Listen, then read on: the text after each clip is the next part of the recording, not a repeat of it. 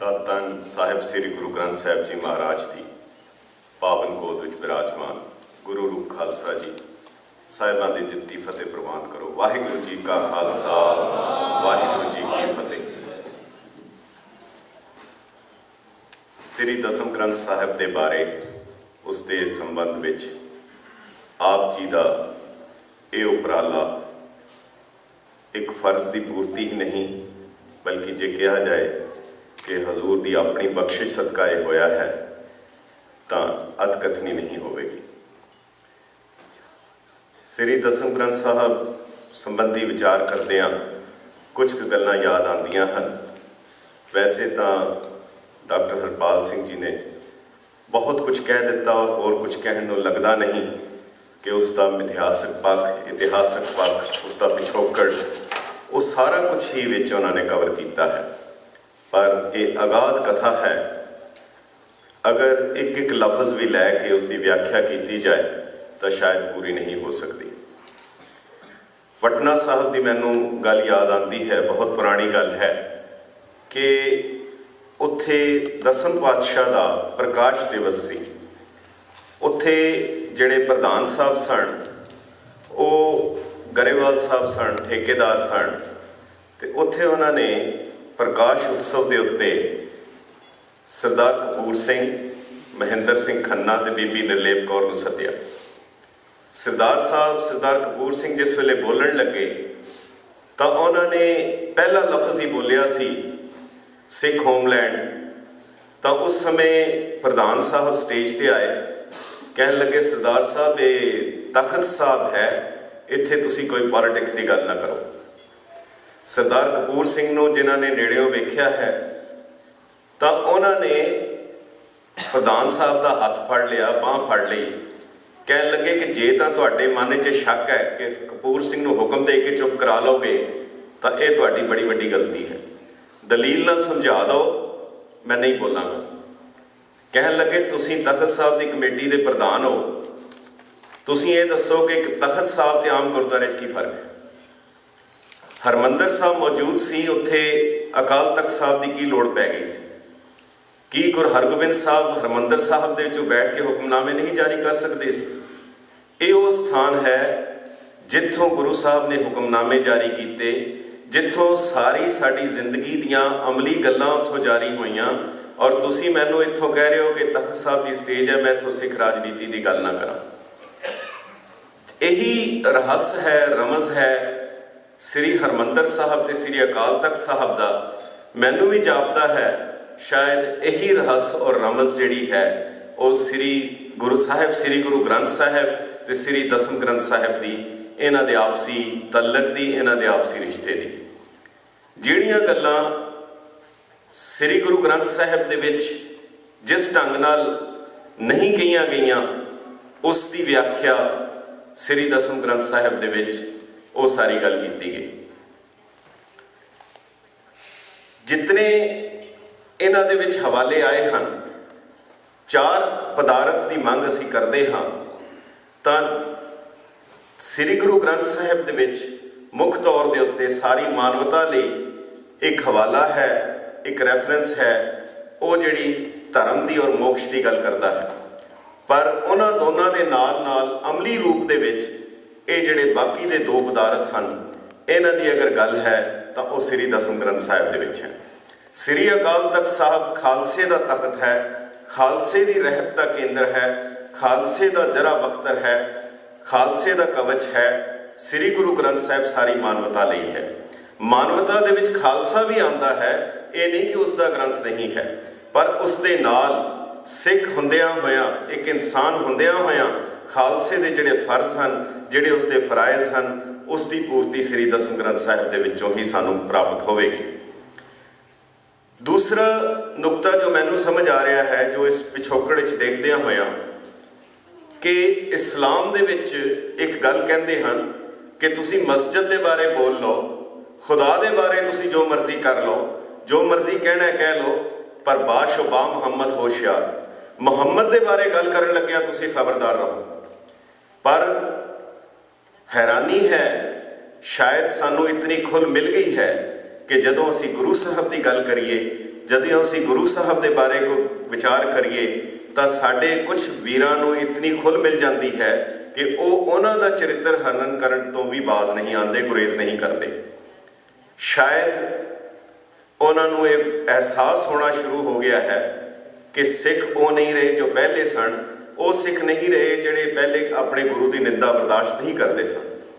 ਇਹ ਇੱਕ ਮੈਸੇਜ ਲੱਗਦਾ ਹੈ ਇਹ ਸ਼ਾਇਦ ਘਰ ਕਰਨਾ ਸ਼ੁਰੂ ਹੋ ਗਿਆ ਹੈ।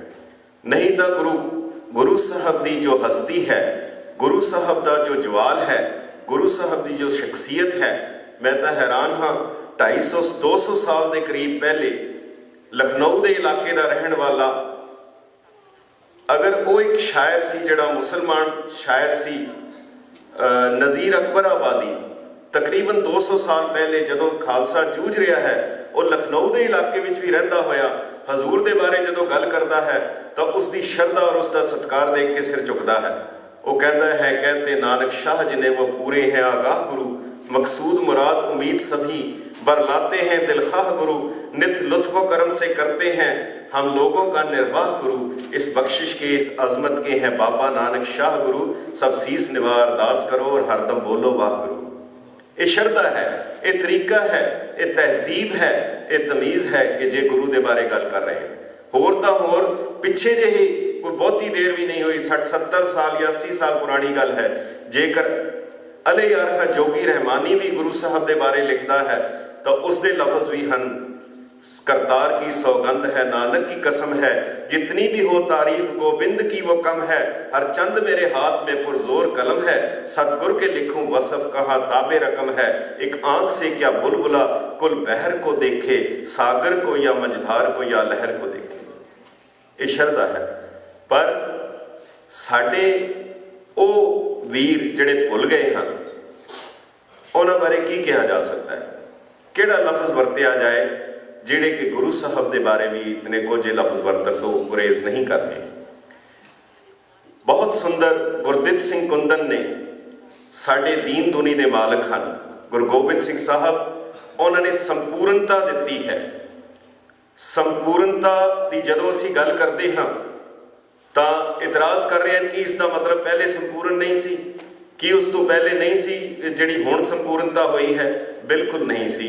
संपूर्णता गुरु गोबिंद सिंह साहब ने दी और वो साडा रूहानी पिता साडे ते किहड़ियां मेहरां नहीं करदा, साडे ते किहड़ियां बख्शिशां नहीं करदा और उसके चित्त विच की कुछ है। गुरदित सिंह कुंदन ने एक लाइन सारा कुछ कह दिता, रिहा गिट्ठा नाल पुत्तां दियां मिणे पिन्नियां, चोजी अखां सावे नक्शा दीवार दा रिहा। इस महल दे लई, इस महल का नक्शा उसारन दे लई उस साडे कलगीधर पिता ने की नहीं सोचा। पर जदों संपूर्णता की गल करते हाँ फिर ये कह देंगे हैं कि इसकी लोड़ की है। मैं तो विजुअलाइज करन दी, हुणे डॉक्टर साहब जिक्र कर रहे सन जरनैल सिंह जी खालसा पिंडरा वालियां दा, उन्हां दी विजुअलाइजेशन दा, उस समय दा, अज दसम ग्रंथ साहिब के बारे बोलन वाले, उसनूं गंद दा टोकरा कहण वाले, उसके बारे होर भद्दे तो भद्दे लफज कहण वाले, ये सारे क्लेम करते हैं कि असी संत जरनैल सिंह जी के बहुत नेड़े सी और सन भी ज़ाहिरा तौर पर नेड़े सन। पर मैनू तो जापदा है हाज़र गैर हाज़र हाज़र वाली गल कोई नेड़े किसी फिजिकल नज़दीकी दे नाल कोई नेड़े नहीं हो सकता।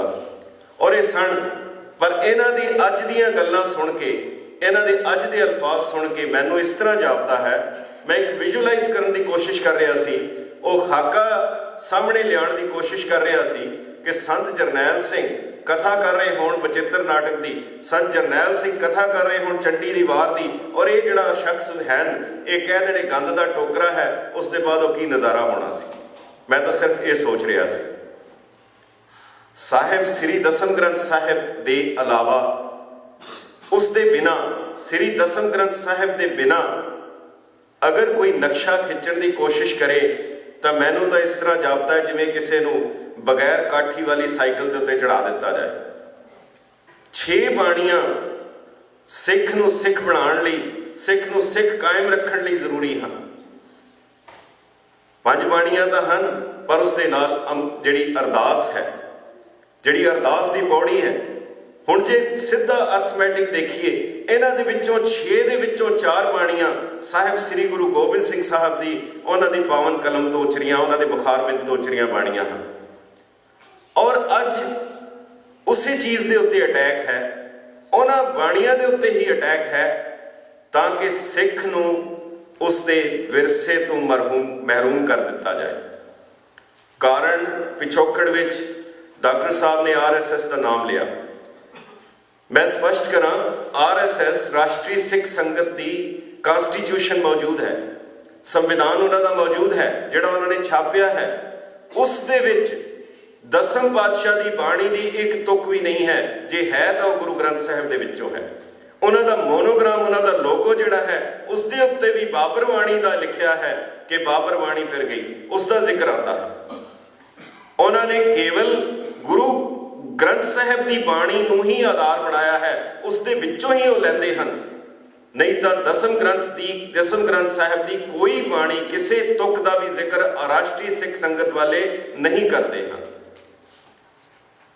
पर यह सारा जिहड़ा पिछोकड़ है, मैनू इस दे पिछोकड़ दे विच जाण दी या कोशिश की, तो उस दे पिछे RSS होएगी, RSS की उन्हां दी शाखा होएगी, पर इस दे पिछे कुछ होर डूंगी साजिश है। इस दे पिछे, इस दे पिछोकड़ विच मैनू कुछ होर जापदा है। हो सकता है मैं गलत होवां, पर जिस तरह पढ़िया नज़र आता है, 1947 दे विच जदों अंग्रेज़ हिंदुस्तान छड़ के जा रहे सन, तो उस वेले मास्टर तारा सिंह जी ने लिखिया सी कि अंग्रेज़ जा रहे हैं, हुण मैनूं डर लग रहा है, क्योंकि अज तो पहले कोई सिख जितना मर्जी बेईमान हो जाए, जितना मर्जी गद्दार हो जाए, वो अंग्रेज़ नहीं सी बन सकता। पर अज उसनूं हाकम श्रेणी च आण लग्गिया 2 मिनट का समा लगेगा। ये राज पलटे दे नाल ये चीज़ां फिर प्रचंड होईयां हैं। एक होर उन्होंने लिखिया, उन्होंने डायरी में देख रहा सी मास्टर जी दी, कि कहते मैं ट्रेन दे विच आ रहा सी, ते एक कोई लाला जी नाल बैठे सन, तो बार बार एक जिक्र कर रहे सन कि अब तो हम विद्या प्रणाली में संशोधन करेंगे और इसमें मुसलमानों की सारी मुसलमानी निकाल देंगे। मास्टर जी लिखते हैं कि मैनू चंगा नहीं लगा जिस तरीके दे नाल बोल रहा सी, पर जदों ना हटिया 4-5 बारी जदों उसने गल कही, तो फिर कहन लगे कि मेरे को रहा नहीं गया। मैं कहा कि लाला जी कितना टाइम दिया है मुसलमानों को?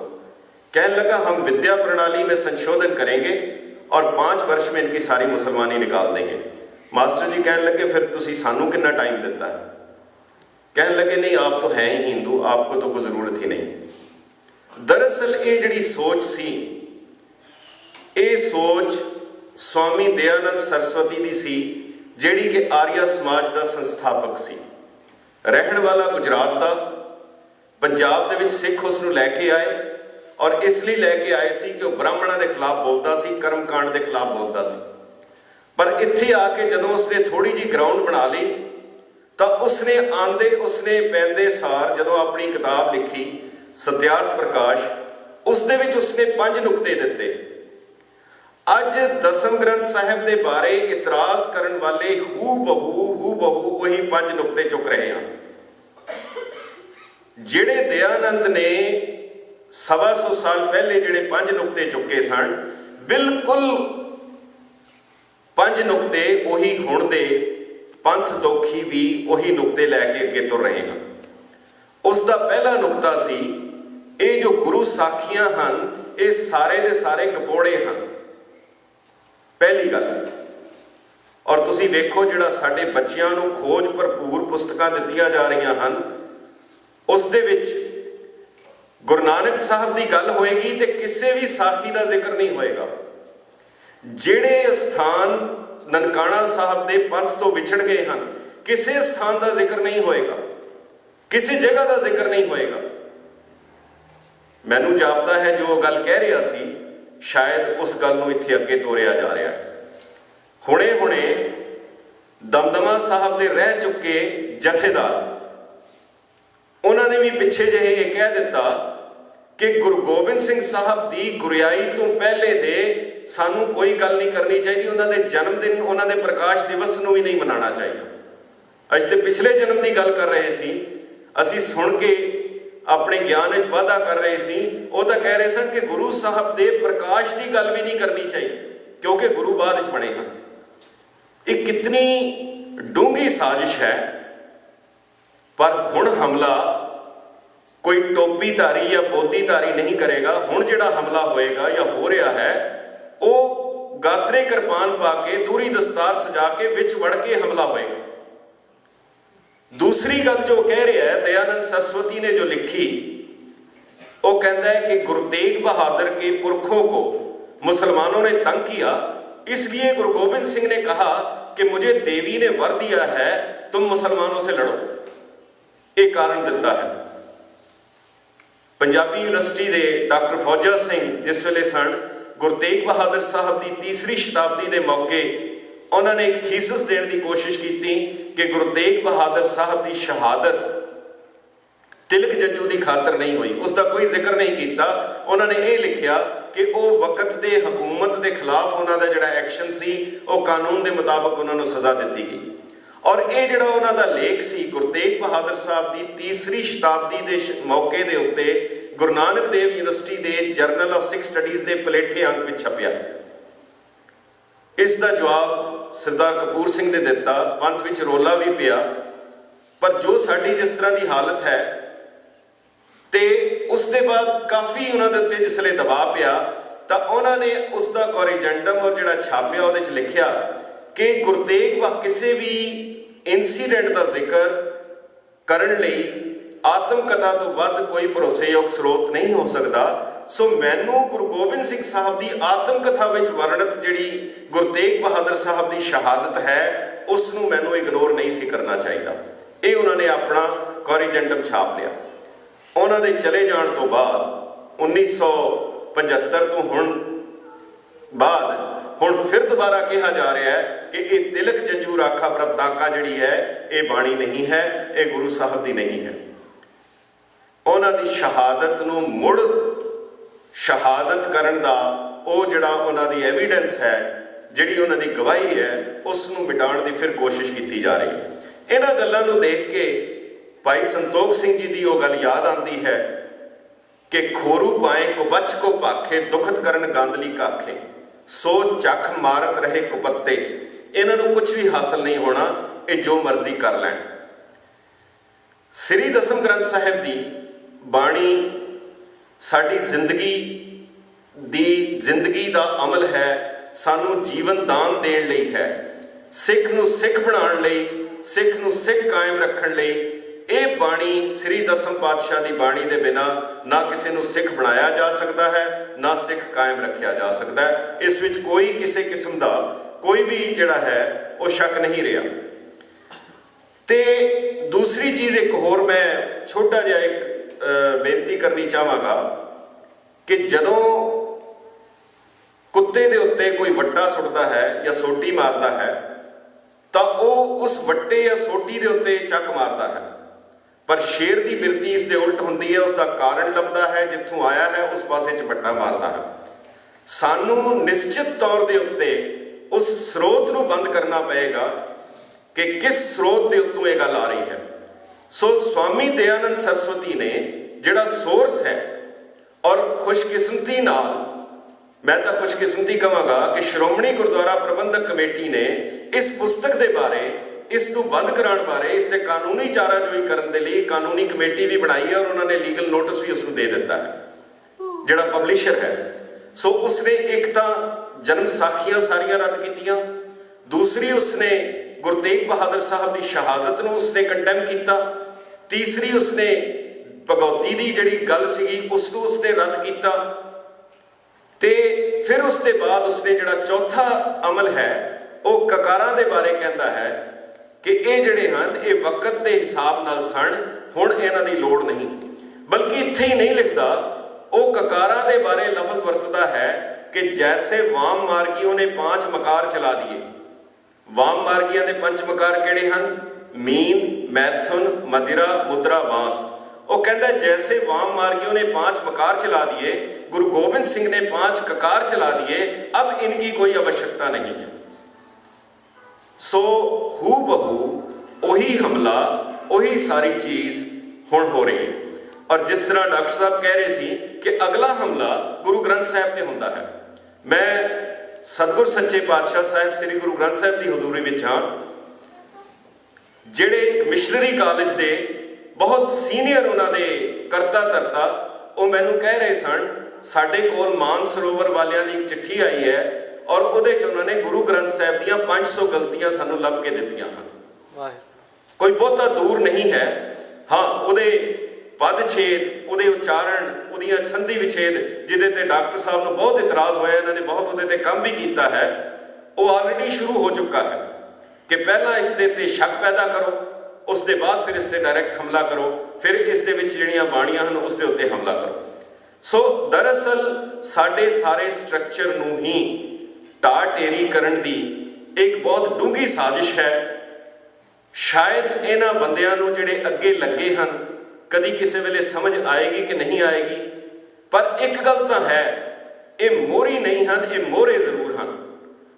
सो इन्हां नूं कदों इस चीज़ का एहसास होए, कौम ने किस तरह ये एहसास कराना है, किस तरीके दे नाल करना है, ये फर्ज है, इस दे उत्ते सिर जोड़न की लोड़ है। खुशकिस्मती नाल श्री अकाल तख्त साहब वालों हुक्मनामा जारी हो चुका है कि जिहड़ा भी श्री दसम ग्रंथ साहिब के खिलाफ बोलता है वो शरारती अंसर है और उसका टुकवा उत्तर दिता जाए। उसे हुक्म के मुताबिक ये उपराला जो आप कर रहे हो एक बहुत शलाघायोग कदम है। मैं हुण थोड़ा जिहा बाणी के मुतलक जिहड़ी दसम पातशाह की बाणी है, जिसनूं पढ़ के मैनू खुद काफ़ी सकून मिलता है कि जिसनों समझण दे बाद एक गल होर मैं कह दियाँ कि मेरे बारे कहा गया है कि कहता जी ये इसने दसम ग्रंथ नूं नहीं पढ़िया, इसने गुरबाणी नूं नहीं पढ़िया। बिल्कुल ठीक है, गुरु नूं नहीं पढ़िया जाता, गुरु तो पढ़िया जाता है। गुरु तो पढ़िया जाता है, गुरु नूं नहीं पढ़िया जाता। जदों असीं गुरु नूं पढ़न की कोशिश करांगे फिर असीं मुढ़ों उखड़ जावांगे। जिहड़ी श्री दसम ग्रंथ साहिब दे बारे एक दो नुकते छोटे छोटे जिहड़े मैनू समझ आए हैं कि गुरु साहब दे 52 कवि उन्हां दा जिक्र आम आता है। वैसे जिस तरह दसिया जा रहा सी 100 तो वध हैगे है, 125 भी जिक्र करते हैं। हर कवि की रचना तकरीबन मौजूद है। पंजाबी यूनिवर्सिटी ने भी, गुरु नानक देव यूनिवर्सिटी ने भी, इस तो पहला भाई वीर सिंह जी ने भी इकट्ठे किए। उन्होंने कवियों की सारी रचना मौजूद है, काफ़ी मौजूद है। उस दे विच और श्री दसम ग्रंथ साहिब दे विच एक मुढ़ला फर्क नज़र आता है। जदों उन्होंने कवियों की रचना असीं वेखदे हां, हर एक दे विच गुरु गोबिंद सिंह साहब की उस्तत है। जिस भी कवि ने लिखिया है, जिस भी कवि ने रचना की है, उन्होंने मंगल गुरु गोबिंद सिंह साहब का किया है, मंगला चरण उन्होंने गुरु गोबिंद सिंह साहब का किया।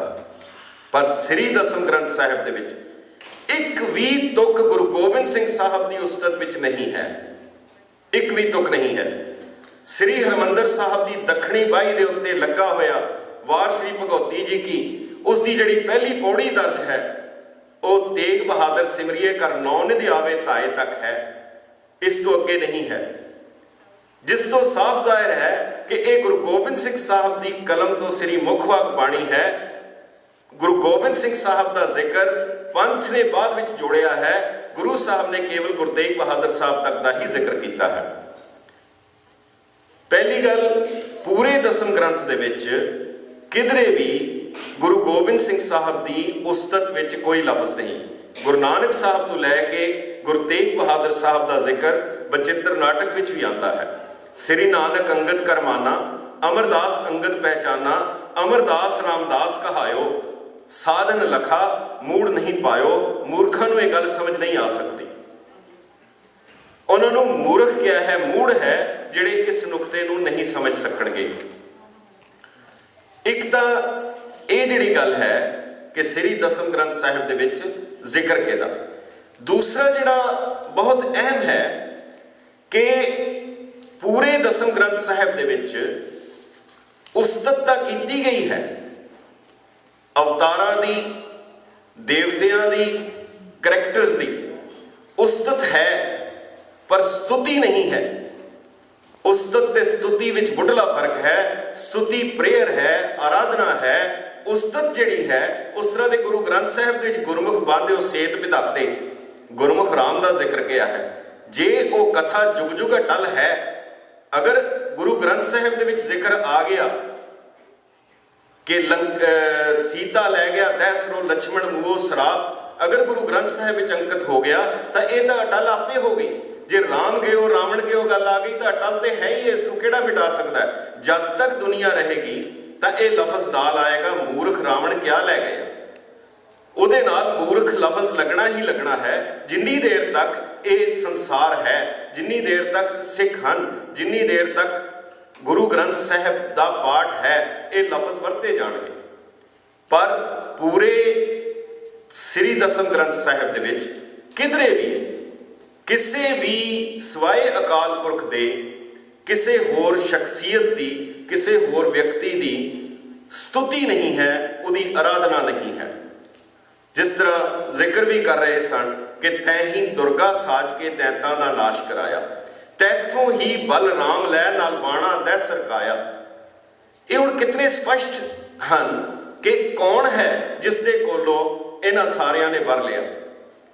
फिर जदों असीं पढ़न की कोशिश करिए, जिहड़ी गल दयानंद ने कही कि ये वार श्री ये जिहड़ी भगवती है ये देवी है, और साडे बंदियां ने भी जदों कहना शुरू कर दिता ये देवी की आराधना है, ये देवी का लखायक है, इसनूं छड्ड देना चाहिए, वो भी यही कह रहा है, ये भी यही कह रहे हैं। पर ये हो की रहा है?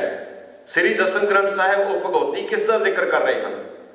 सब तो पहली गल तो जिन्ने हिंदू देवी देवतियां के ग्रंथ हैं, या हिंदू पुराणक ग्रंथ हैं, या हिंदू जिन्ने भी धर्म ग्रंथ हैं, सारियां दी इब्तदा जिहड़ी है, सारियां दी प्रारंभता वो प्रथम श्री गणेश तो है या सरस्वती तो है। एक मुहावरा है श्री गणेश, अगर कोई प्रथम गणेश की आराधना नहीं करता, श्री गणेश को नहीं नमस्कार करता, वो अपने आप को डिक्लेयर करता है कि मैं हिंदुइज्म के दायरे चों बाहर चला गया हूं। एक ऑटोमैटिक वॉकआउट का प्रोसेस है, उसनूं मनना पैना है, मैं श्री गणेश की आराधना करता हाँ, मैं श्री गणेश करता हाँ। पर कमाल है श्री दसम ग्रंथ साहिब दे विच है, मैं ना गणेशे प्रथम मनाऊं, नाल प्रथम लफ्ज भी लिखिया है। खाली ये नहीं लिख दिता कि मैं गणेश को नहीं मनावांगा, मैं ना गणेशे प्रथम मनाऊं। फिर अगली तुक है, किशन विशन कबहू नहीं त्यां, कान सुने पहचान न तिन स्यो। फिर मैं प्रथम किसनू मनावांगा? सदियां तो चलिया आ रहा है कि मैं श्री गणेश को मनागा, पर हजूर कह रहे हैं मैं ना गणेशे प्रथम मनाऊं। फिर मैं प्रथम किसनू मनावांगा? प्रथम भगवती सिमर के, मैं प्रथम भगवती की आराधना करांगा, उसनू मैं सिमरांगा। फिर भगवती है किहड़ी है? वो भगवती है लई भगवती दुर्ग शाह वरजागन भारी, मारी राजे शुंभ नूं रत पीए प्यारी। मैं उस भगवती को नमस्कार करता हाँ जिहड़ी राजे शुंभ ने चुक के, जिहड़ी दुर्गा ने चुक के राजे शुंभ के उत्ते मारी, उसका खून पी गई। वो कहते लई भगवती दुर्ग शाह वरजागन भारी। हुण जे भगवती का अर्थ देवी है तो कि देवी ने देवी को चुक के मार दिता? अगली लाइन है कि नमो श्री भगवती बडैली सरोई, नाउ भगवती लोह कढ़ाया। मैं उस भगवती को नमस्कार करता हाँ जिहड़ी लोहे दे विचों कढ़ के बनाई गई है। मैं उस भगवती को नमस्कार करता हाँ जिहड़ी किसी के अंदर वड़ के बाहर निकलती है, इस तरह नजर आती है जिवें नवी व्याही दुल्हन ने लाल रंग की साड़ी पाई हुई है। ये किहड़ी सिमिलीज दित्तियां जा रही हैं? दरअसल मैनूं याद आती है कि किसी ने कोई बहुत अच्छा शेर सुनाया, नीम तन मन गौर बाशद नीम तन मन जिंदगी। मेरा अद्धा शरीर कबर दे विच है, अद्धा मेरा शरीर कबर तो बाहर है। गौर कबर नूं कहंदे हन, अद्धा नीम अद्धे नूं कहंदे हन। नीम तन मन गौर बाशद नीम तन मन जिंदगी। वो कहने लगा बस मियाँ मालूम शुद्ध बाफंदगी बाफंदगी, पता लग गया तो जुला है खड्डी दे विच बैठा मैं। सो इन्हां दी सोच जिहड़ी है वो स्वामी ब्रह्मदेव जी, गोपाल सिंह जी उन्हों का सुनिया सी। वो कह रहे सन कि जिहड़ा भरतरी हरी कहता है कि जिस बंदे नूं संगीत दी और साहित्य की नॉलेज नहीं है, वो साक्षात धरती के उत्ते बगैर सिंह और बगैर पूछ वाला जानवर है। इतने करड़े लफज वो वरत रहे हैं। हुण इसकी व्याख्या एक लफज विचों फड़ लिया कि इस दे विच ही आ गया। मैं रामावतार दी ही देख रहा सी, 24 अवतार देख लीए, रामावतार देख लीए, कृष्णावतार देख लीए, सारियां दे विच सब तो पहले आरंभता ही किसी भी बाणी की मंगलाचरण या जिहड़ा उसका एपीलॉग, जिहड़ी उसका अखीरला है, ਉਹਦੇ ਵਿੱਚ सारे बंद सारी चीज़ समेटी जाती है। जो आरंभता ਦੇ ਵਿੱਚ जो चीज़ लिखी जा रही है, मैं हुण रामावतार की ही गल देख रहा सी कि कहानी बड़ी सोहनी है। राम और रावण की कथा जुग जुग अटल है और कमाल का वर्णन किया है।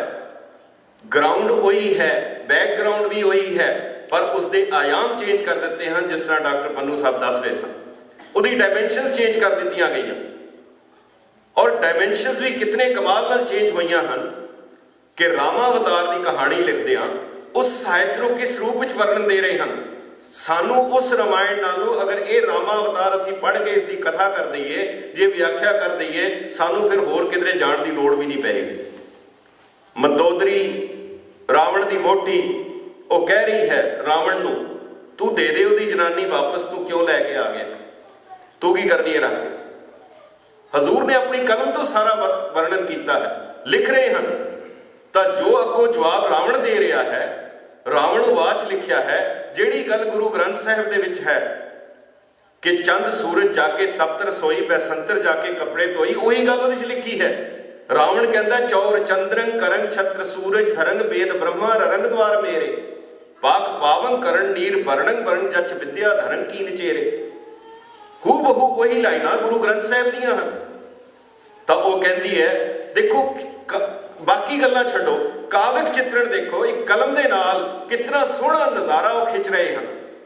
हजूर कहते हैं कि रावण बोलिया चौर चंद्रंग करंग छत्र सूरज धरंग वेद ब्रह्मा ररंग द्वार मेरे, पाक पावन करण नीर वर्णंग वर्ण जच विद्या धरंग कीन चेरे। तो वह मंदोदरी फिर उसनूं कहण लगी नहीं, ऐसा नहीं है। सूरबीरा सजे घोर बाजे बजे भाज कंता सुने राम आए, बल मारियो बली सिंध पाटियो जिन्हें राम अवतार सोई कहाए, ब्याद जीतियो जिन्हें जंब मारियो उन्हें ताही सो पैर कैसे रचाए, दे मिलो जान की बात है सियान की चाम के दाम काहे चलाए। क्यों चमड़े के सिक्के चलाई जाना, दे दे उसकी जान की वापस, उसदे नाल समझौता कर लै, मिल लै। हुण हजूर उसके बाद जो लिखते हैं, हुण रावण बोलिया, उसकी ਉਹਦੀ हौमे ते बड़ी वड्डी सट वजी है, ਉਹਦੀ ईगो के उत्ते सट मारी है। वो कहता है बावरी रांड क्या भांड बाते बके, पागल जनानी बकवास करी जा रही है। इस श्री दसम ग्रंथ के विच रावण कह रहा है बावरी रांड क्या भांड बाते बके, रंग से राम का छोड़ रासा, क्या रंग वर्गा राम लई फिरदी है। ये हुण कोई हिंदू लिखेगा कि रंग वर्गा राम है। बावरी रांड क्या भांड बाते बके, रंग से राम का छोड़ रासा, काटे हो बांस दैबान बाजी करी, देखियो अज ताको तमाशा। प्यो ने नकम्मा जान के घरों कढ़ दिता है, बाहर जाके जंगल के बांदर फड़ के बाजीगर रावण घूमी जाता, तू मैनू कहती उसकी जनानी वापस दे दे। सो वो जिहड़ा कह रहे हैं बावरी रांड क्या भांड बाते बके, रंग से राम का छोड़ रासा, काटे हो बांस दैबान, काटे हो बांस दैबान बाजी करी, देखियो अज ताको तमाशा। 20 बाहंग धरंग शीस 10 संग सिरंग, 20 मेरिया बाहां है 10 मेरे सिर है, 20 बाहंग धरंग शीस 10 संग सिरंग, सैन संभू है संग मेरे, भाज जय है कहाँ बाट पै है आवा मारे हो बाज जैसे बटेरे। भज के जाएगा कित्थे जदों मैं उन्होंने इदा रगड़ागा जिवें बाज बटेरे नूं रगड़दा। एक हौमे है, एक कमांड है, एक गरूर है, जिन्हों बंदे दियां अखां ते चर्बी चढ़ जाए उन्होंने कुछ नज़र नहीं आ रहा। हू बहू शायद औरंगजेब के दिमाग दे विच भी यही गल होएगी जदों हजूर दे नाल उसने जंग का जो निर्णय लिया होएगा। और ये बंदे गुरु साहब के उत्ते हमला करदियां इत्थे तक लिख सकते हैं कि ये कह रहे हैं जी 1.25 लाख से एक लड़ाऊं, तो जे 1.25 लाख नाल एक लड़ना सी तो 10 लाख की फौज सी कि 10 लाख बराया बरू बेखबर, तो हजूर कह रहे हैं 1.25 लाख से एक लड़ाऊं, तो 10 लाख नाल लड़न लई 8 चाहिए सी, बत्तियां नूं घर क्यों नहीं भेज दिता। ये इन्हां दा लिटरेचर नूं साहित्य नूं समझण दा पैमाना है। और हजूर फिर की जवाब दिंदे हैं औरंगजेब नूं, जिस ढंग दे नाल रावण नूं शायद जवाब मिल गया यही जवाब गुरु गोबिंद सिंह साहब ने औरंगजेब को जिहड़ा खत लिखिया, उस साहित्य की आयाम, उहदियां डायमेंशन, इस्लाम दे विच हुमा एक पंछी हुंदा है, जिहड़ा जिस दे उत्ते वो पंछी आ जाए, उहदा साया आ जाए, उसका कोई कुछ नहीं बिगाड़ सकता। हजूर कह रहे हैं हुमारा कसे साए आयत बजेर बरो दस्त दारत नजागे दलेर, जिस दे उत्ते वाहिगुरू दे हुमा रूपी उहदा हुमा दा साया आ जाए, तेरे वर्गे कां उसका की बिगाड़ सकते। ये लफज जदों दुनियावी तौर के उत्ते हजूर कोल कुछ नहीं है, पर सानू भी वो शरदा, वो विश्वास, वो सिदक, वो भरोसा पैदा करना होएगा। बिहारी कवि का मैं पढ़ रहा सी, हजूर दे कोल जदों दुनियावी तौर के उत्ते कुछ भी नहीं सी, कोई उन्हां दे कोल दुनियावी वस्तु नहीं है, तो उस वेले का जो जिक्र है किसी ने बहुत सुंदर कलम नाल कीता सी, बहुत टचिंग है। सरहंद जो सुनेहा मिलिया के लाल टुर गए, दोवें शहीद हो गए ने नौ निहाल टुर गए, सूबे ने कंध अंदर दोवें नपीड़ दिते, कोमल शरीर इट्टां दे विच पीड़ दिते। सुन के ये गल सारी वो मुस्कुरा के उठिया, उस बादशाह ने नूरे दे कोल आके पुछिया, तू रूबरू से उत्थे कोई गल ना लुकाई ते साफ साफ दसी, कोई कहर ना कमाई, कोई हिंज ते ना केरी, कोई आ ते ना कड्डी, लाला ने किधरे उच्ची कोई साह ते ना कड्डी। तेसी दे नाल लगी जद सट सी करारी, मेरे फतेह ने उच्ची को चीख ते ना मारी। एक कहण दा भी अंदाज वखरा सी, जो उसने वजाया वो साज वखरा सी। और उन्हां दी जात दे उत्ते सिख अखवा के हमला करे, इस तो बदकिस्मत होर इंसान केड़ा हो सकता है। उस वक्त दे जिक्र करदियां गुरु साहब दे कोल एक बिहारी कवि का वर्णन आता है, जापदा है साडी अवस्था उस हालत विच है। उस बिहारी कवि ने आके जिहड़ी गुरु साहब दे अगे बेनती कीती सी, वो कहन लगा, चादर मैली साबण थोड़ा जद देखा तद रोवां, बहुते दाग लगे तन मेरे मैं केड़ा केड़ा धोवां, दागां दी कोई कीमत नहीं मैं क्यों कर हच्छी होवां, श्री साहब मैनू दर्शन देवो मैं सच्चे साबण धोवां। ये भरोसा चाहिए जिहदे नाल असीं कुछ हासिल कर सकते हैं। मैं जिक्र कर रहा सी रामा अवतार का। हजूर ने वो सारा वर्णन करने तो बाद फिर जिस वेले वापस आता है, एक साहित्यक पक्ष तो भी तुसीं वेखो, उस दे विच हजूर ने फारसी के लफज इस्तेमाल किए हैं और उन्होंने लिखा है कि जालम शराब पीने, बड़ी वधिया शराब पीती। वो लिखा है क्योंकि ओरिजिनल विच भी है, साहित्यकार है, जिहड़ी कलम है उधर पक्ष होकर तुरदी है। लिखा है दसम ग्रंथ दे विच रामा अवतार है कि जालम शराब पीने, जुल्फे अनूप जाकी के जालम के नागन स्याह बांकी, नागन वर्गियां कालियां जुल्फां सी रामचंद्र जी दी। लिखिया उहदे सारा कुछ है, वर्णन किया उहदा। और फिर उसके बाद जिहड़ी होर एक चीज़ लिखी, जिवें डॉक्टर साहब दस रहे सी कि पोलिटिकल फिलासफिकल जिहड़ी पोइट्री है, उस दे विच लिखिया है कि रामचंद्र जी ने 4 तरीके वरत के राज किया। राम राज की गल कर रहे हैं, अज भी कहा जा रहा है हिंदुस्तान दे विच राम राज कायम कर दिता जाए। उहदे विच लिखिया है साम दाम और दंड सभेदा। ये 4 तरीके वरत के, साम पैरी पै जाओ, दाम बंदे खरीद लो, दंड कुटो और डिफरेंसेस क्रिएट करो। रामचंद्र जी ने ये 4 तरीके वरत के उन्होंने अपना रामराज कायम किया। श्री दसम ग्रंथ साहिब अंकित है। और इत्थे ही नहीं, जिन्ने लागे दे इलाके सन, जिन्ने दूर दूर तक इलाके सन, सारियां दे उत्ते कब्जा कर लिया। हुण जे कोई देश किसी दूसरे मुल्कों के उत्ते कब्जा कर ले, जे अश्वमेध यज्ञ करके अगर वो घोड़ा फेर दे जिथे तक मेरा घोड़ा चला गया, सो मॉडर्न राजनीति उसनू कहा जाए की कहा जाएगा? ये सारा दसम ग्रंथ वर्णन है। पर अखीर दे विच आके ये सारी गाथा लिख दी। सारी गाथा लिख के राम कथा जुग जुग अटल, भाई गुरदास जी ने भी लिखा है रामायण जुग जुग अटल। रामायण को कोई नहीं मेट सकता, एक राम नहीं 100 तो वध राम होए। यही डॉक्टर गोकलचंद नारंग ने लिखा है कि राम और कृष्ण इन्होंने डिविनिटी हासिल सी, इन्होंने रूहानियत का रुतबा हासिल सी। पर कमाल है गुरु नानक साहब ने उन्होंने नॉर्मल धरातल ते लैके आंदा, पर गुरु गोबिंद सिंह साहब ने तो यह लिख दिता किते कृष्ण से कीट कोटे बनाए। एक शिव है एक राम और कृष्ण के अवतार भी अनेक हैं। ਉਹਦੇ 'ਚ ਉਸਤਤ ਹੈ ਜਿੱਥੇ ਲੋੜ ਹੈ, ਨਿਰਪੱਖ ਤੌਰ ਦੇ ਉੱਤੇ ਐਨਾਲਿਸਿਸ ਹੈ, ਪਰ ਸਤੁਤੀ ਕਿਧਰੇ ਵੀ ਨਹੀਂ ਹੈ। ਅਖੀਰ ਦੇ ਵਿੱਚ ਹੈ ਰਾਮ ਕਥਾ ਜੁਗ ਜੁਗ ਅਟਲ, ਸਭ ਕੋਈ ਭਾਖਤ ਨੇ, ਸਾਰੇ ਕਹਿ ਰਹੇ ਹੈ ਰਹੇਗੀ ਇਹ ਕਥਾ, ਸੁਣੀ ਜਾਏਗੀ, ਕਹੀ ਜਾਏਗੀ, ਪਰ ਇਹਨਾਂ ਦੋਨਾਂ ਦੇ ਵਿੱਚ ਸਾਧ ਅਸਾਧ ਜਾਣੋ ਨਹੀਂ, ਬਾਦ ਸੁਬਾਦ ਵਿਵਾਦ। ਇਹ ਵਾਦ ਵਿਵਾਦ ਦਾ ਵਿਸ਼ਾ ਹੈ ਕਿ ਸਾਧ ਕਿਹੜਾ ਸੀ, ਅਸਾਧ ਕਿਹੜਾ ਹੈ, ਇਹ ਵਾਦ ਵਿਵਾਦ ਦਾ ਵਿਸ਼ਾ। ਹਜ਼ੂਰ ਖੁਦ ਕਹਿ ਰਹੇ ਆ ਦੇਵ ਦੈਤ ਜਛਨ ਉਪਜਾਇਓ, ਦੇਵਤੇ ਤੇ ਦੈਤ ਵਾਹਿਗੁਰੂ ਦੇ ਪੈਦਾ ਕੀਤੇ। ਪ੍ਰਸ਼ਨ ਕੀਤਾ ਕਿ ਜੇ ਵਾਹਿਗੁਰੂ ਨੇ ਦੇਵਤੇ ਤੇ ਦੈਤ ਕਿਉਂ ਬਣਾਏ, ਦੈਤ ਕਿਉਂ ਬਣਾਏ, ਦੇਵਤੇ ਕਿਉਂ ਬਣਾਏ? ਪਹਿਲਾ ਪ੍ਰਸ਼ਨ ਹੈ ਦੇਵਤੇ ਕਿਉਂ ਪੈਦਾ ਕੀਤੇ? ਹਜ਼ੂਰ ਦਾ ਜਵਾਬ ਹੈ ਦੈਤਾਂ ਦਾ ਨਾਸ਼ ਕਰਨ ਲਈ।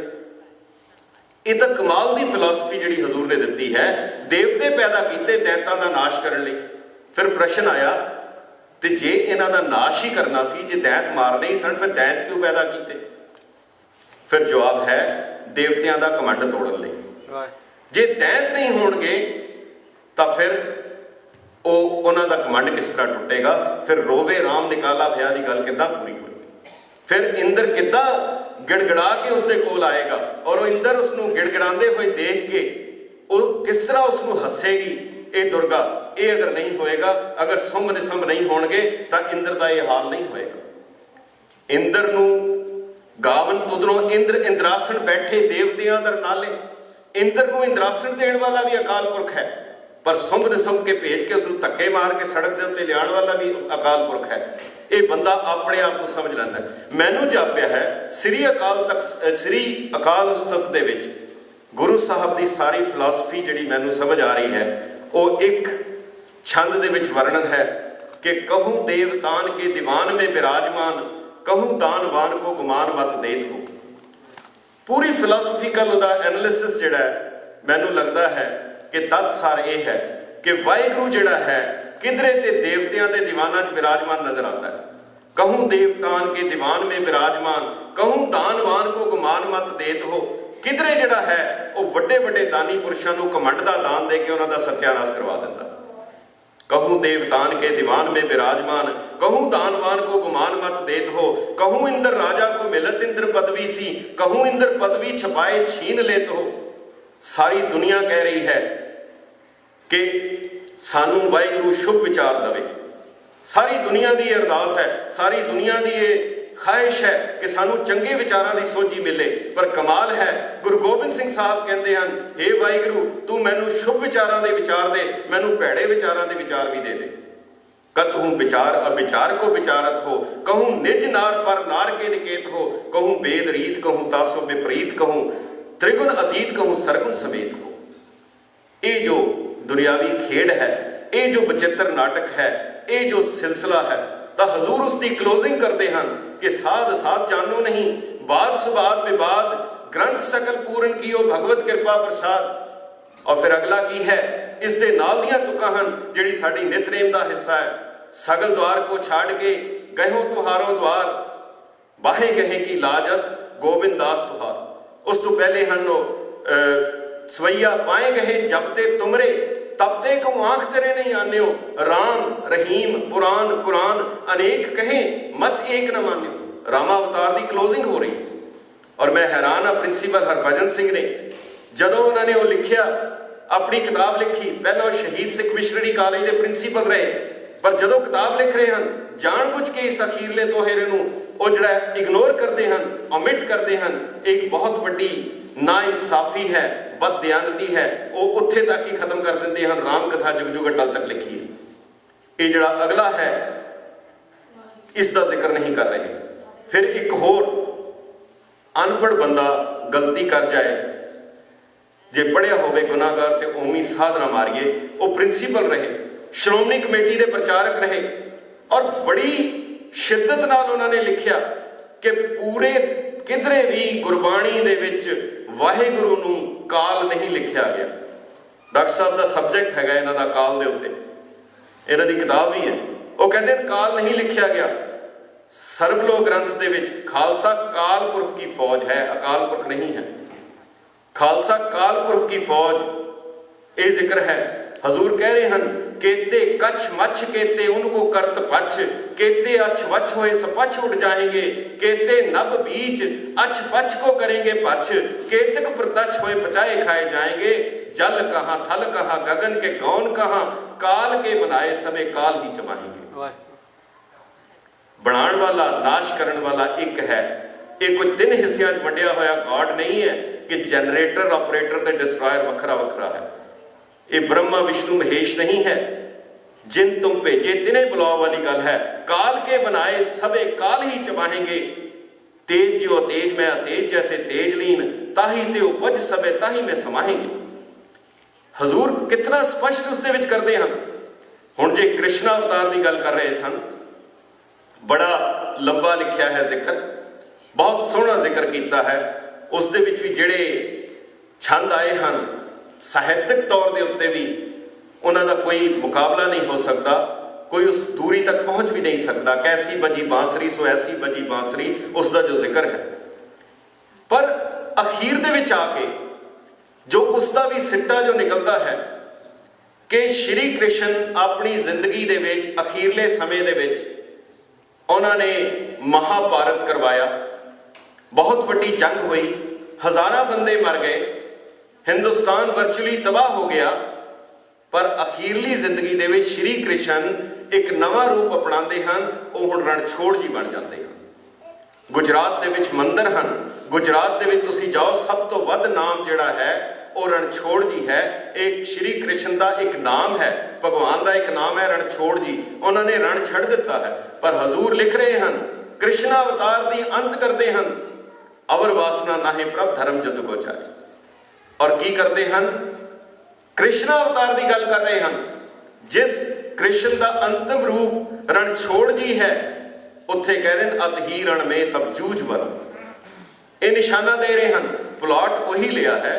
मैनू जापता है कि उष्ट लष्टिका अलंकार जिसनों कहा जाता है, ऊँठा वाले जो लकड़ा लग के ले जाते हैं तो एक लकड़ कट के फिर उसे नाल ऊँट नूं तोड़ते हैं, वो अगे तुर पैंदा, फिर लकड़ वापस रख देंगे हैं। ये सारे हवाले गुरु ग्रंथ साहिब दे विच भी आए। जेकर जिक्र करते हैं बार बार कि कृष्ण अवतार दे विच अश्लीलता है, सब तो पहली गल तो यह है कि वकालत के तौर पर लॉ के प्रिंसीपल तो अश्लीलता की जिहड़ी परिभाषा है, किसी की मंदी वासना नूं उकसाण की क्रिया नूं अश्लीलता कहा जाता है। शिवलिंग की लोग पूजा करते हैं, श्रवण बेले गोला दे विच महावीर का पूरा बुत है नग्न अवस्था दे विच, किसी ने नहीं किया। मगर मैडिकल दी किताबां विच है, लॉ दी किताबां विच है, हर जगह है। हुण किधरे केसेस होंदे हैं, वकील उसनूं डिस्कस भी करते हैं, सारी गल उसदे पढ़ी भी जाती है, दसी भी जाती है। बड़ियां सोहणियां जिल्दां बना के वो लाइब्रेरियां दे विच भी, साडियां लाइब्रेरियां च भी पईयां हन, जजेस दे कोल भी पईयां हन। किसी बेवकूफ ने जज नूं ये जाके नहीं किया वो जिहड़ा फलानी किताब विच सारियां दे सामने पढ़ के दिखाओ। हजूर का एक कवि सी वरिंद, वो कहता है कि नीकी ये फीकी लगत बिन अवसर की बात। चंगी गल भी जिहड़ी है ना माड़ी हो जाएगी जे बगैर समय दे करोगे, और जेकर समय विचार के करोगे तो माड़ी चीज़ भी चंगी लगेगी, उहदे च कोई नहीं। वो कहता है कि जिस तरह मैदान जंग दे विच कोई शिंगार रस की गल करे वो बर्दाश्त नहीं होएगी, पर विआह दे विच सिठड़ियां भी बर्दाश्त कर लिया जाणगियां, विआह दे विच गाल भी जिहड़ी है बर्दाश्त हो जाती है। पर नाल ही उसने एक होर गल कही है, वो कहता है कि बाणीए नूं तुसीं गुणां दी गुथली दे दो ते मूर्ख दे हत्थ कोई ग्रंथ फड़ा दो ते बहुत निर्मल शीशा किसी अन्ने नूं फड़ा दो, ये तिन्नां दा नतीजा इक्को ही निकलेगा, इस तो वध कुछ नहीं निकल सकता। इन्हां दी व्याख्या पूरे श्री दसम ग्रंथ दे विचों 4 लाइनां कट के, वो भी आउट ऑफ कंटैक्स्ट मैं जिक्र करा। इन्हां ने हुणे पिछे जे फिर एक किताबचा छापिया जिहड़ी साडी सब तो वड्डी मिशनरी संस्था है। 4 लाइनां दा एक छंद है, ਉਹਦੇ ਵਿੱਚੋਂ ਪਹਿਲੀਆਂ 2 ਤੁਕਾਂ ਛਾਪੀਆਂ ਹਨ, ਅਖੀਰਲੀਆਂ 2 ਤੁਕਾਂ ਛੱਡ ਦਿੱਤੀਆਂ ਹਨ। ਪਹਿਲੀਆਂ ਦੇ ਵਿੱਚ ਉਹ ਪ੍ਰਸ਼ਨ ਹੈ, ਉਸ ਦੇ ਵਿੱਚ ਉਸ ਦਾ ਉੱਤਰ ਹੈ। ਇਹ ਬਹੁਤ ਵੱਡੀ ਨਾਇਨਸਾਫੀ ਹੈ, ਇਹ ਬੇਈਮਾਨੀ ਹੈ, ਇਹ ਕਾਨੂੰਨੀ ਤੌਰ ਦੇ ਉੱਤੇ ਇੱਕ ਜੁਰਮ ਹੈ ਕਿ ਤੁਸੀਂ ਇਸ ਤਰ੍ਹਾਂ ਦੀ ਕੋਈ ਹਰਕਤ ਕਰੋ, ਉਹ ਵੀ ਗੁਰੂ ਸਾਹਿਬ ਦੇ ਨਾਂ ਤੇ ਲਾ ਕੇ ਕਿ ਉਹਨਾਂ ਨੇ ਕਿਤਨਾ ਗਲਤ ਲਿਖਿਆ ਹੈ। ਔਰ ਇਸ ਦਾ ਫਿਰ ਨਤੀਜਾ ਉਹੀ ਹੋਣਾ ਸੀ ਜਿਸ ਤਰੀਕੇ ਦੇ ਨਾਲ ਹੋਇਆ ਹੈ। IHRO ਵੱਲੋਂ 2 ਬੰਦਿਆਂ ਦੇ ਉੱਤੇ ਕੇਸ ਕੀਤਾ ਗਿਆ, ਕਾਨੂੰਨੀ ਤੌਰ ਦੇ ਉੱਤੇ ਕੇਸ ਕੀਤਾ, ਕਿਉਂਕਿ ਜਿਹੜਾ ਵਿਅਕਤੀ ਜਿਸ ਚੀਜ਼ ਤੋਂ ਡਰਦਾ ਹੈ ਉਸ ਨੂੰ ਉਸੇ ਚੀਜ਼ ਨਾਲ ਡਰਾਇਆ ਜਾਂਦਾ। नहीं तो किसी ने क्या, लबों पे रंग उल्फत के भरे हैं दिल कदूरत से, खुदा की बात करते हो खुदा से कौन डरता है। ਜਿਹੜਾ ਬੰਦਾ ਜਿਸ ਚੀਜ਼ ਤੋਂ ਡਰਦਾ ਹੈ ਉਹਨੂੰ ਉਸੇ ਚੀਜ਼ ਨਾਲ ਡਰਾਇਆ ਜਾਏਗਾ। ਹਰਨਾਕਸ਼ ਨੂੰ ਮਾਰਨ ਦੇ ਲਈ ਗੁਰੂ ਸਾਹਿਬ ਨੂੰ ਅਕਾਲ ਪੁਰਖ ਨੂੰ ਕਿਹੜਾ ਰੂਪ ਬਣਾਉਣਾ ਪਿਆ। ਅਸੀਂ ਰੋਜ਼ ਪੜ੍ਹਦੇ ਹਾਂ, ਸਾਕਤ ਨਿੰਦਕ ਦੁਸ਼ਟ ਖਿਨ ਮਾਹੇ ਬਿਦਾਰੀਅਨ। ਬਿਦਾਰਨਾ ਦਰਿੰਦੇ ਔਰ ਪਰਿੰਦੇ ਦੋ ਕਿਸਮ ਦੇ ਹਨ। ਕਿਸੇ ਦਾ ਪੇਟ ਫਾੜ ਦੇਣ ਦੀ ਕਿਰਿਆ ਨੂੰ ਦਰਿੰਦਗੀ ਕਿਹਾ ਜਾਂਦਾ ਹੈ, ਤਾਂ ਅਸੀਂ ਰੋਜ਼ ਅਰਦਾਸ ਕਰਦੇ ਹਾਂ, ਸਾਕਤ ਨਿੰਦਕ ਦੁਸ਼ਟ ਖਿਨਮਾਹੇ ਬਿਦਾਰੀਅਨ, ਇਹ ਵਾਹਿਗੁਰੂ ਇਹਨਾਂ ਦਾ ਪੇਟ ਫਾੜ ਦੇ, ਸਾਡੀ ਅਰਦਾਸ ਹੈ।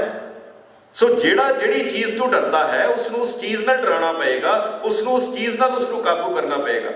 ਮੈਨੂੰ ਯਾਦ ਹੈ ਸਾਡੇ ਕੋਲ ਇੱਕ ਕੰਮ ਕਰਦਾ ਸੀ ਤੇ ਬਿਲਕੁਲ ਅਨਪੜ੍ਹ ਸੀ, ਉਹਨੇ ਜਿਹੜੀ ਗੱਲ ਕਰਨੀ ਕਹਿਣਾ ਭਈਆ ਜੀ ਵਿਦਿਆ ਕਸਮ। ਮੈਂ ਕਿਹਾ ਤੇਰਾ ਵਿਦਿਆ ਨੇ ਕੀ ਕਰ ਲੈਣਾ, ਤੇਰਾ ਕੀ ਵਾਸਤਾ, ਤੂੰ ਵਿਦਿਆ ਕਸਮ ਕਹੀ ਜਾ।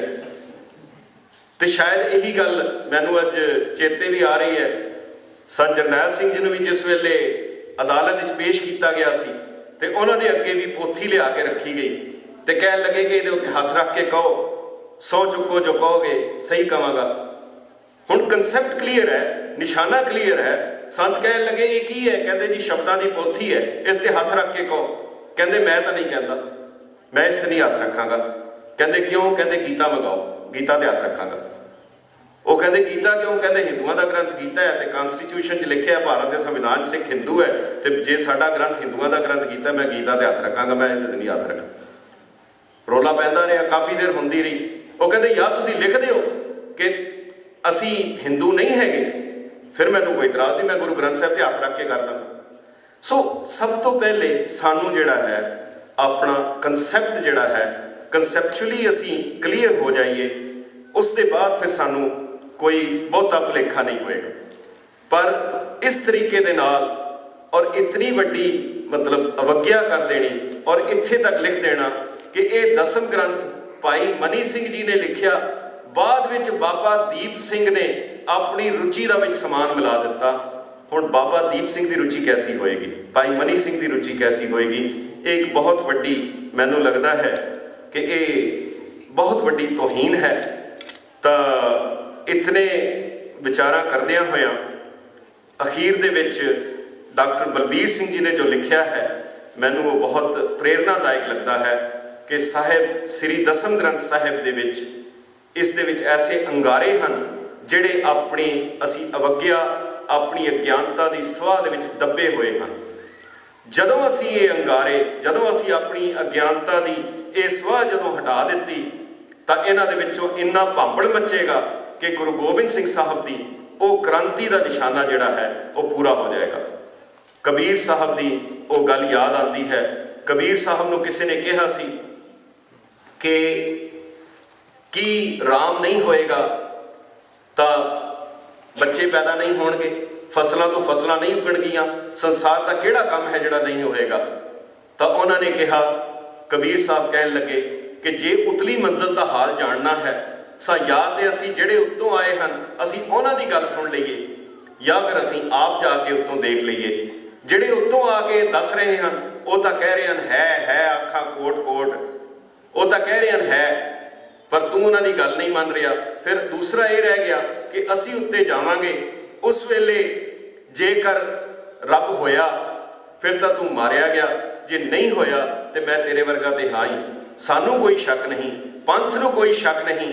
ਔਰ ਇਹ ਸਾਰੀ ਦੀ ਸਾਰੀ ਜਿਹੜੀ ਮੌਜੂਦਾ ਦੌਰ ਦੀ ਸ਼ੁਰੂਆਤ ਹੈ, ਇਹ ਭਾਗ ਸਿੰਘ ਅੰਬਾਲਾ ਦੇ ਟਾਈਮ ਤੋਂ ਸ਼ੁਰੂ ਹੋਈ। ਉਹਨੇ ਤਾਂ ਆਪਣੀ ਮਾਫੀ ਮੰਗ ਲਈ, ਪਰ ਉਹ ਜਿਸ ਤਰ੍ਹਾਂ ਕਹਿੰਦੇ ਹਨ ਕਿ ਮੁਸ਼ਟੰਡੇ ਨਹੀਂ ਕੱਟਣ ਦਿੰਦੇ, ਇਹ ਹੁਣ ਨਾਲ ਦੇ ਜਿਹੜੇ ਹਨ ਉਸ ਦੀ ਮੰਗੀ ਹੋਈ ਮਾਫੀ ਦੇ ਬਾਵਜੂਦ ਵੀ ਜਿਹੜਾ ਹਨ ਇਹ ਫਿਰ ਉਸ ਨੂੰ ਬਾਰ-ਬਾਰ ਚੁੱਕੀ ਜਾ ਰਹੇ ਹਨ। ਅਖੀਰ ਦੇ ਵਿੱਚ ਮੈਂ ਸਿਰਫ ਇੱਕ ਲਫ਼ਜ਼ ਕਹਿਣਾ ਚਾਹੁੰਦਾ ਕਿ ਜੋ ਮੈਨੂੰ ਲੱਗਦਾ ਹੈ ਇਹਦਾ ਹੱਲ ਵੀ ਇੱਦਾਂ ਹੀ ਨਿਕਲਣਾ ਹੈ।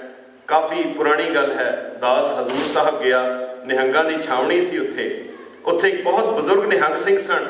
ਤਾਂ ਉਹ ਰਹਿਰਾਸ ਸਾਹਿਬ ਦਾ ਪਾਠ ਕਰ ਰਹੇ ਸਨ। ਪਾਠ ਕਰਨ ਤੋਂ ਬਾਅਦ ਉਹਨਾਂ ਨੇ ਅਰਦਾਸ ਕੀਤੀ।